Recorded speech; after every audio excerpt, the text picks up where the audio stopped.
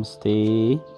हामी म्याग्दीबाट हिँडेर अहिले यो ठिनीमा बसेर ठिनीको होमस्टेमा बसेर हल्का रमाइलो गर्दै अनि आज चाहिँ हामी यो ठिनीमा बसेर हामी भोलि धुम्बा लेक हेरेर मुक्तिनाथ जाने प्रोग्राम थियो। आज चाहिँ माथि होमस्टेमा बसेको बेलामा हल्का रमाइलो क्लिप। सम्पूर्णमा शुभ बिहानी भन्न चाहन्छु। अब हेर्न सक्नुहुन्छ तपाईहरूले ठिनी गाउँ, यहाँ होमस्टेहरू छ, मजाले आएर बस्न सक्नुहुन्छ। एकदम राम्रो सुविधा छ, सस्तो राम्रो सुविधा, तपाईँहरू आएर बस्न सक्नुहुन्छ। अब हामी धुम्बा लेकतिर लाग्छौँ। ठिनीमा बसेर अहिले लाग्यो हामी।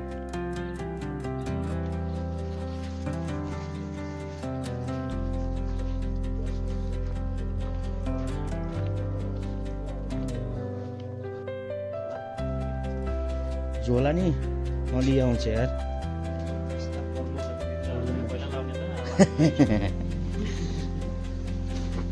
ल ल हस् राम्रो चाहिँ जानु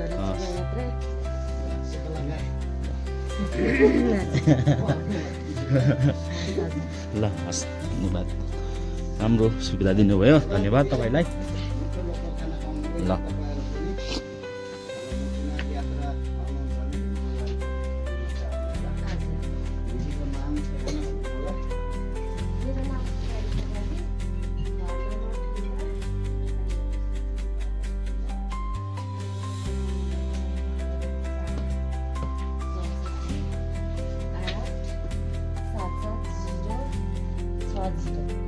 यो चाहिँ हामी ठिनी होमस्टेमा बसेको ठाउँबाट देखिने भ्यू हो। एकदम राम्रो देख्छ यहाँबाट।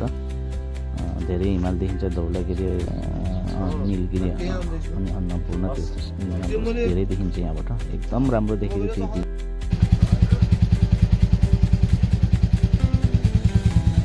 पारायोहरू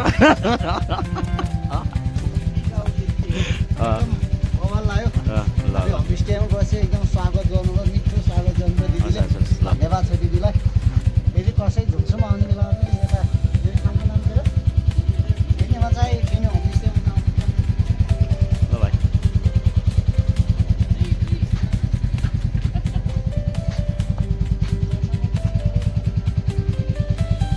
अब हामी चाहिँ धुम्बा लेक जानु लाग्यो।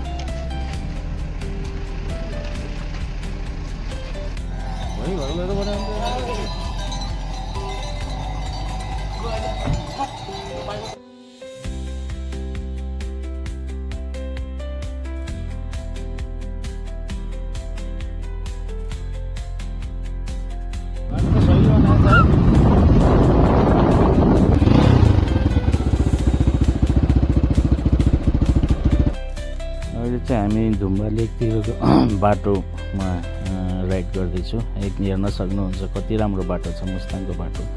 हाम्रो म्याग्दीमा कहिले बन्ला यस्तो बाटो?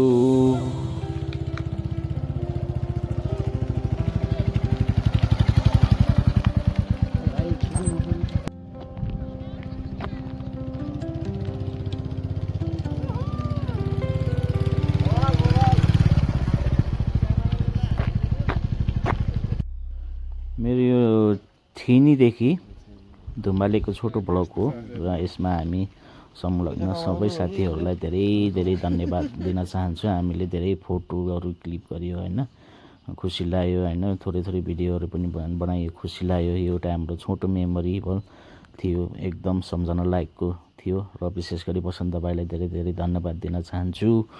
र मेरो यो छोटो सम्झना स्वरूपको यो भिडियोलाई यहीँ अन्त्य गर्न चाहन्छु। र सम्पूर्ण साथीहरूले यो भिडियो हेरेर हल्का रमाइलो गर्न सक्नुहुन्छ, इन्जोय गर्नु